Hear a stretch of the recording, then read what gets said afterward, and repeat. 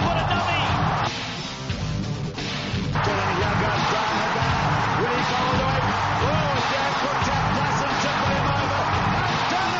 Welcome back to the Fantasy Rugby Draft podcast. My name's Bruce Wilkinson. Thanks for downloading and listening. This podcast, we're going to analyse the Sunwolves Super Rugby squads for 2016. And to that end, joining us on the pod is Rich Freeman from Kyoto News. Welcome, mate. Good day. How are you?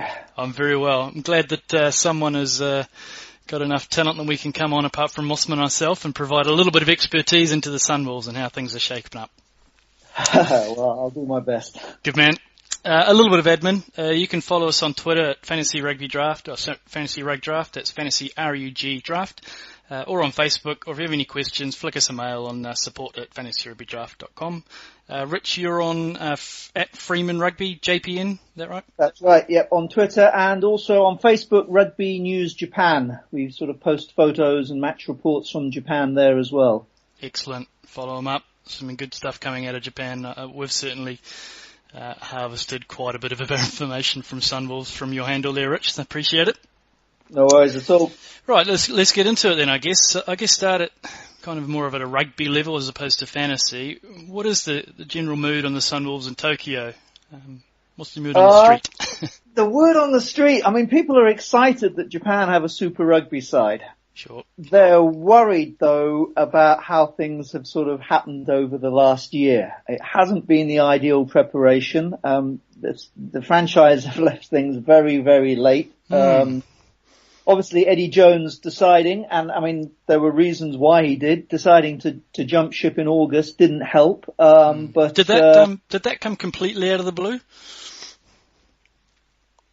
To the general public, yes. Right. To those possibly in the know, no. Sure. Okay. It's been an ongoing issue.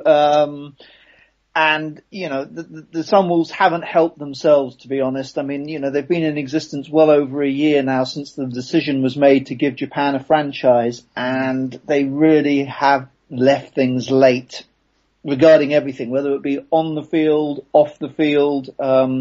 So, yeah, there's mixed emotions here because the general Japanese fans are so keen to on what happened at the World Cup. There's so much excitement here. The crowds are, I mean, we had the top league final last weekend. It was sold out. There were people sitting in the aisles. It was so packed. Is that right?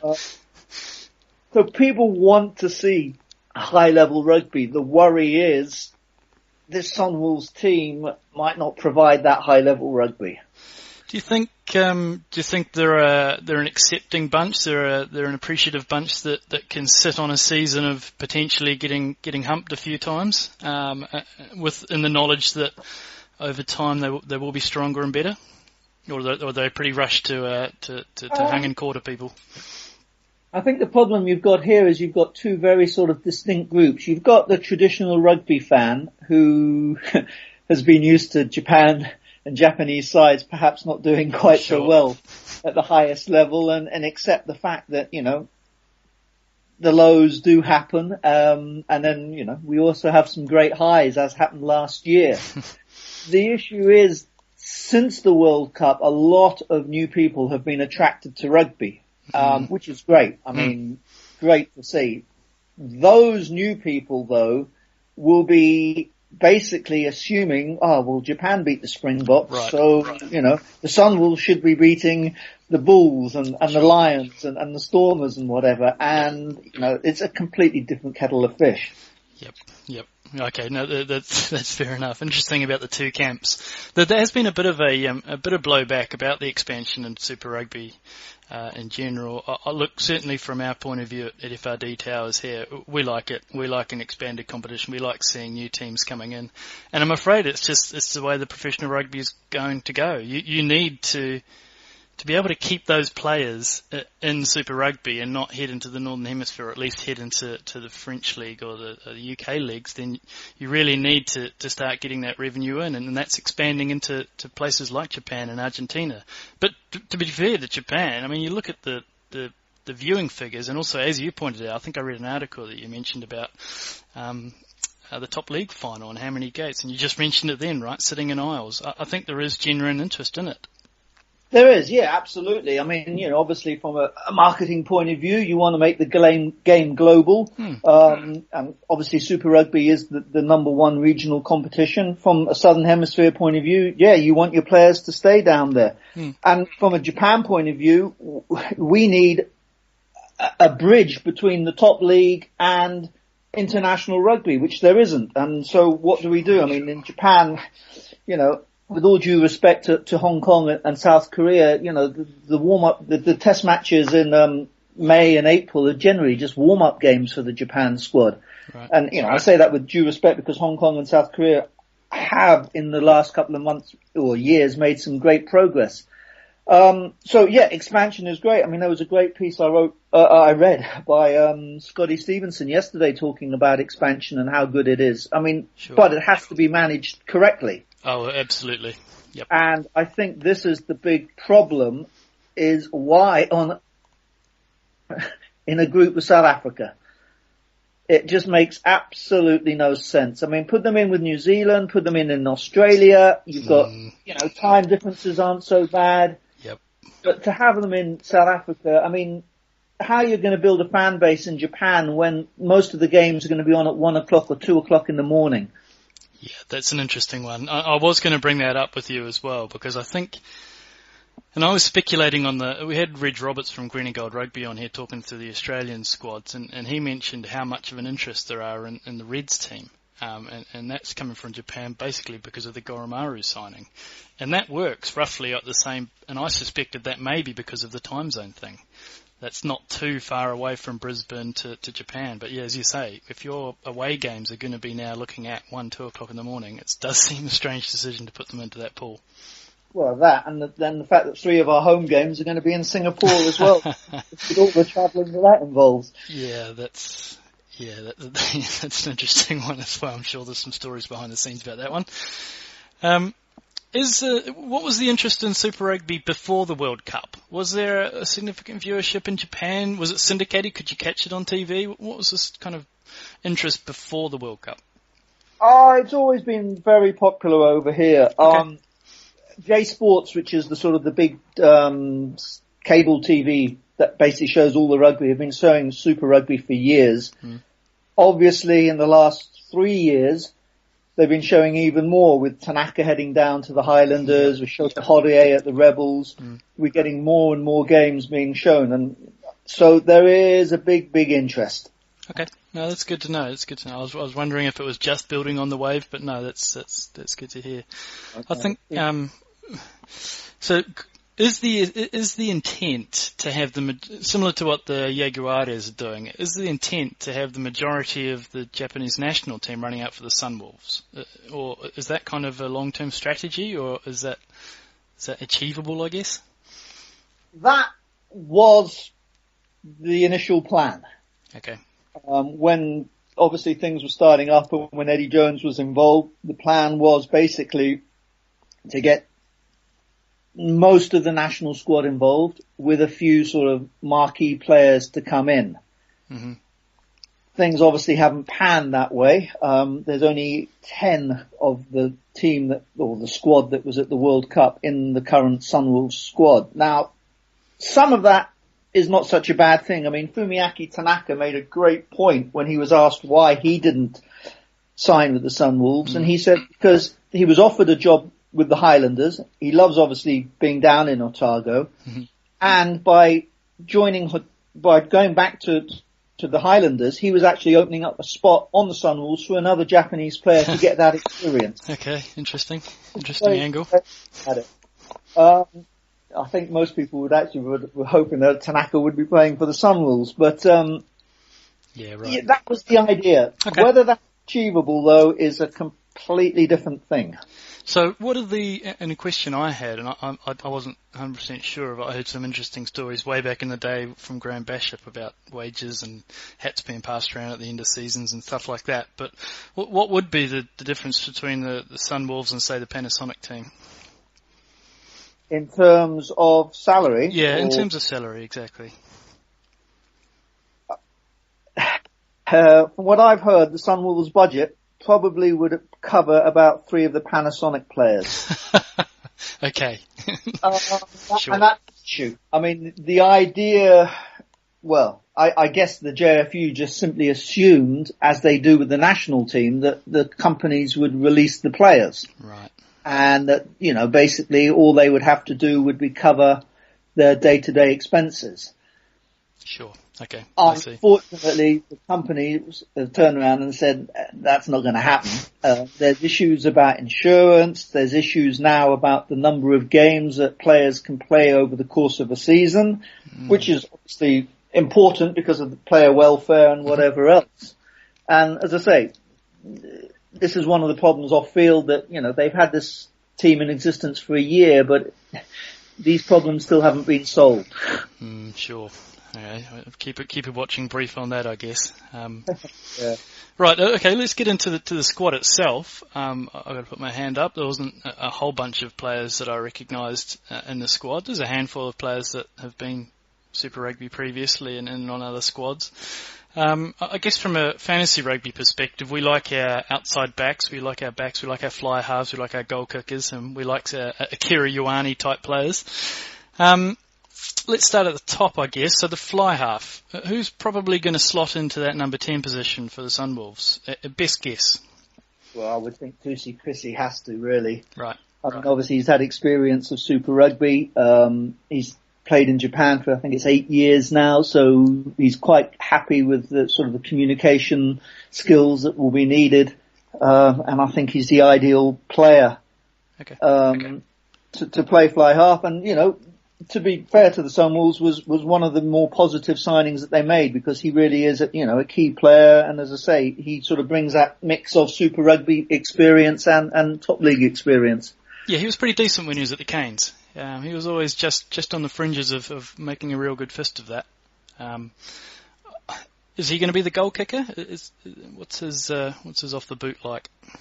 He hasn't kicked a great deal this year because Kosei Ono's been playing at Suntory, the Japan fly half, and has been doing quite a bit of kicking. Okay. Looking at that side as well, obviously if Rian Viljon is playing, I would presume he would be the first choice goal kicker. Very interesting. And he'll be playing at 15? I would think so, yes. There is a Japanese player, Yasutaka Sasakura, who's playing for Panasonic. He played for the New Zealand Barbarians last season or the season before, who's a good player. He's not a goal kicker, but he has also played centre and probably could slot in on the wing. So I would, looking at this squad, Viljon would probably be the 15. Okay, that's a great bit to tease out, because as far as fantasy rugby draft managers, the ultimate combination of position and opportunity is a fullback who kicks goals. Right. So don't take my word for it, but I'm just yeah. No, it's a good start. It's certainly a good place to go. And who's going to sit on the wings with him? So I guess the players that I've seen and I've heard is Yamada and is John Stewart likely to start from that, or where does that go? Well, you see, the problem, they've got two players in that squad, Yamada being one and Lotua here being the other, who have also been named in the Japan Sevens squad. Ah, Christ, this complication. This is everywhere. Oh, I know. Yeah. It's typical Japanese rugby. So, I mean, I was just quite shocked, because I'm thinking, if Sonny Bill can't even combine the two, then how is a Japanese player going to do it? Yamada should be the first choice wing. Yep. And obviously is a try machine. Okay. John Stewart, I would say, looking at this, John Stewart would be the other wing. All right, that's good. So Yamada's got a bit of promise. How long's he been around? What kind of age is he, roughly? He's about 28 years old. Okay. I mean, he was out with the Western Force last year. He didn't actually play any games with them. Right. You watched the World Cup. He was the guy that scored the diving try against Samoa. Yep. He's got wheels. He's a good player. He's played a bit of American football as well, so he's sort of got the steps and the swerves associated with an American football player. Okay. Very good. I think that's another one to put a put a flag on for our managers as well. It's good. Yeah. As I say though, the one issue would be how many games he gets, because obviously if he's going off to play sevens. Yeah, right. Yeah, it's a difficult one. We haven't, from a lot of the squads, a lot of the teams haven't been clear exactly on. Well, they're still trying to figure out whether they actually want to take them to Rio. So they're still trying to sort out a lot of their squads, certainly. And then you've got the complication as well, where Wellington Sevens this weekend, tickets are a little bit down, so they've pulled a pretty 5-star lineup in. Right. Yeah, so that, which may not necessarily be the Rio, but they're big names to get a few seats sold as well. So it's not really helping out the fantasy rugby draft managers. But so moving into the back line, who's going to play in midfield there? Looking at I would. Tamura and Tatakawa are both players that have played for Japan at both 10 and 12, so they're likely to feature. Mm-hmm. Tatakawa probably would start at 12. Yep. Who plays 13? Probably Miffy Posetti, who's been playing there for NTT. Okay. Derek Carpenter, who's from Northland, I believe, originally, has only played 3 games this season for Toyota, so obviously he's lacking a bit of match fitness. Right. So yeah, I would say, it would be probably Tamura, Tatakawa, Carpenter would probably make up the midfield.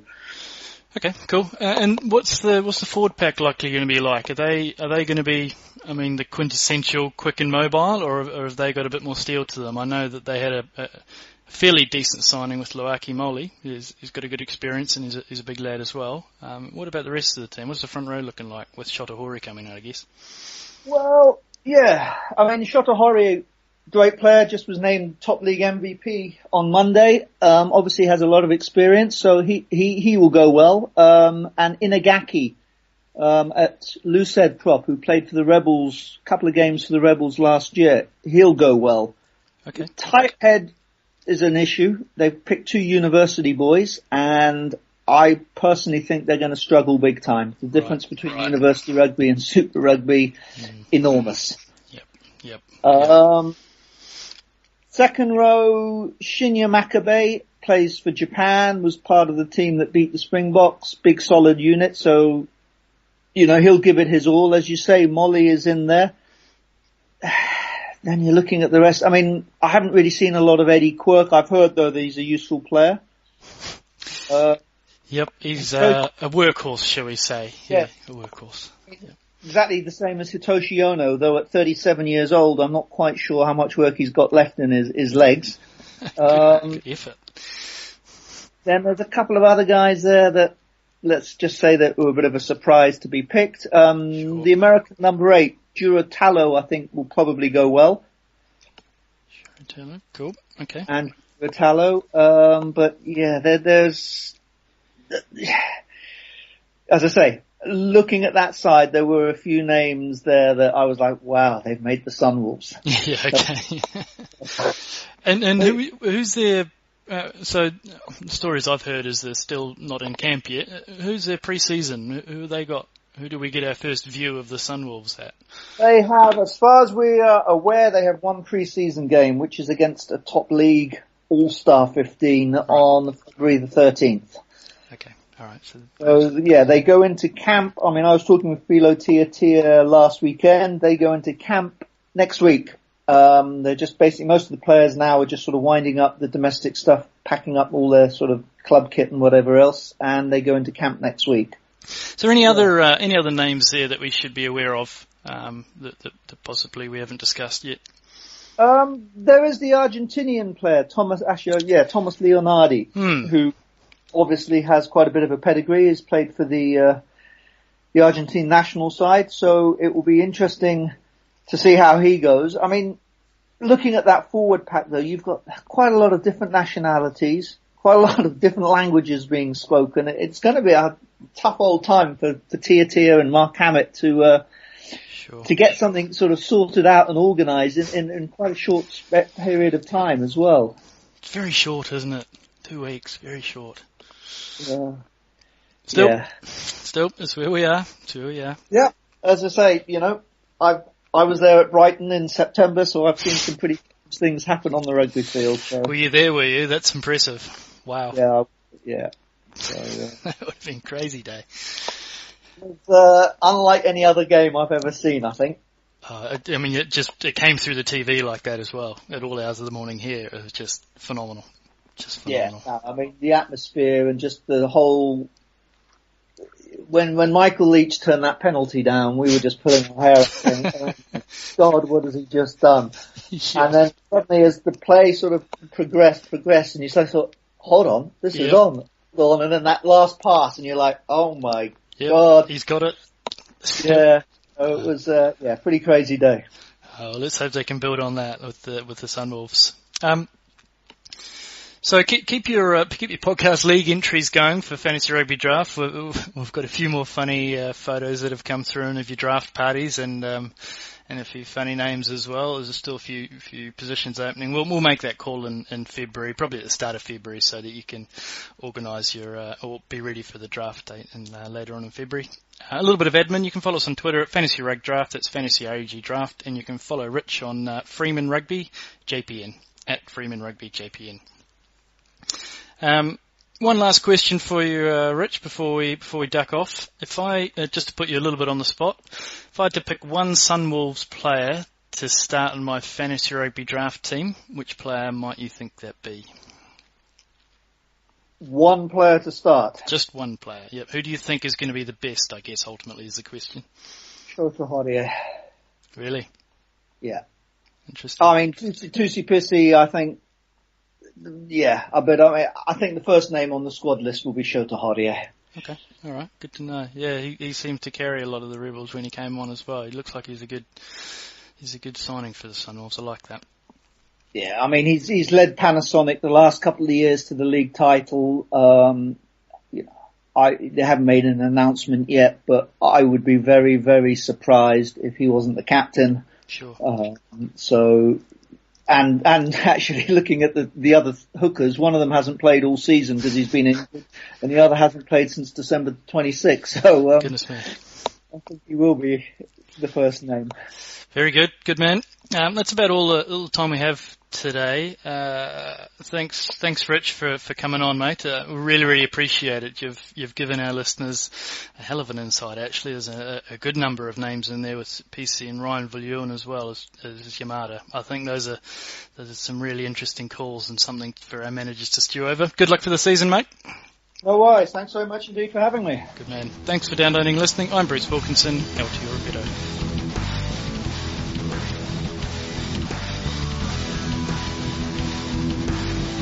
What a bust here by Christian Cullen. Plenty of support and what a dummy.